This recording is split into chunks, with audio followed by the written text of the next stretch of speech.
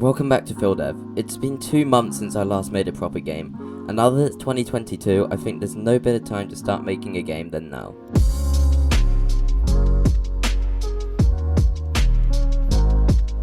The first thing I like to do when making a new game is just sketch out some ideas in a sketchbook. This helps me get an idea of what the game's going to be like before I've even started making it. With the prototype out of the way, I started to make the player.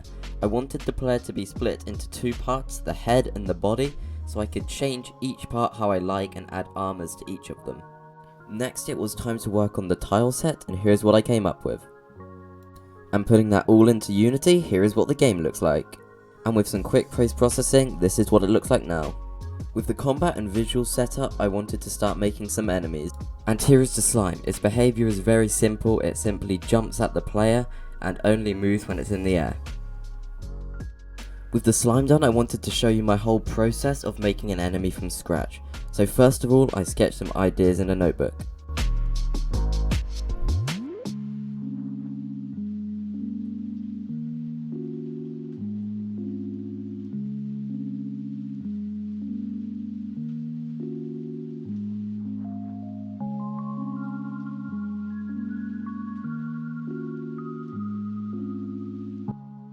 I like to do any idea I have on the right hand side of the page, then when there's an idea I like, I do it bigger on the left hand side of the page.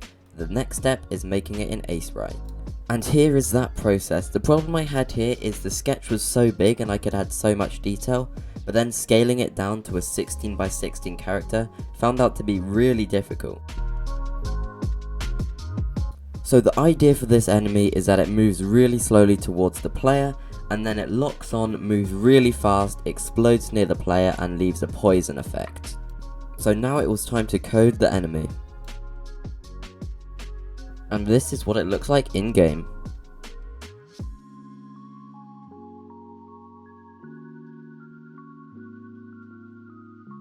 The poison is made by a particle system with a circle collider. The collider destroys before the poison finishes to make gameplay less unfair. So at this point I realised attacking the enemies felt really lame, so I added some effects to fix that. Now the enemy would play an effect when getting hit. There would be an effect when the player's projectile was destroyed. Also the enemy would get knocked back a bit and go completely white. The next thing to make was the armour system. How it would work is after you cleared out a room, a chest would fall from the sky and you would get a random armour.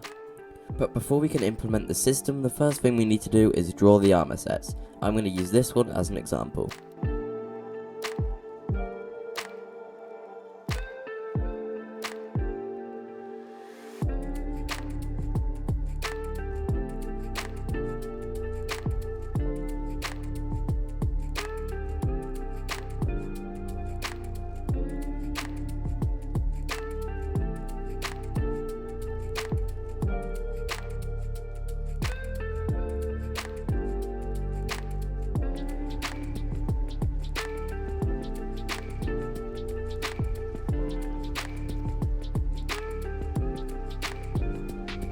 And here's the finished design and the sketch for reference.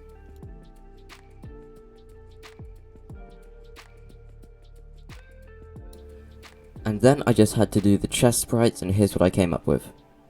The only last thing to talk about this system now is this UI here. So we've got the icon of the item you just picked up, the title, the description, and how much defense it has. You see, I've also left a lot of space below. That is so I can add other stuff, like maybe different buffs a specific type of armor might give you, so I've left room for that. Now I think it's time to go more into the combat system, because I didn't explain much at all at the start of the video. So if you look at the top right of your screen now, you will see 2 icons, a sword and a bow. If I left click on my mouse, I'll use the sword. If I right click, it uses the bow. This allows for really quick and fast combat because you don't have to change the weapons through any hotbar system, just click a different button. The combat system I have in place is really nice because it makes making new weapons really easy because I just have to change some variables to make them work. For the projectiles themselves, they are very helpful because the melee weapon also uses a projectile based system, which means the ranged and melee combat are exactly the same. Just the melee combat projectile here just has less range. Some smaller things I've added is this effect on screen you see here. it just flashes the vignette on the edge of the screen red when you get hit, which adds for a really nice touch. You also might have noticed the blood effects that plays when you get hit. This is used by a particle system. I also made another enemy. This here is the big slime. It uses the same behaviour as the smaller slimes, just when it lands it shoots a big red projectile at the player. On the topic of slimes, the problem I noticed is that sometimes slimes would clip through the wall. This is because the slime's behaviour was to simply follow the player with no other instructions. This means it will clip through anything, walls included, which I did not want. This code here is a solution to my problem.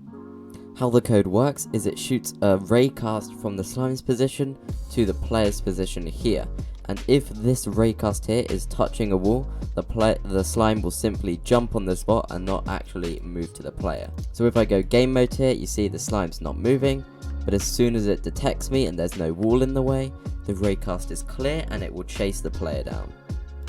And that's pretty much everything I've done. For the future, I plan to add different weapon variants and helmet variants and armors, and hopefully new areas, so expect that in the next devlog. But for now, that's it. If you did enjoy, please don't forget to like and subscribe, and check out some of these videos on screen. Bye.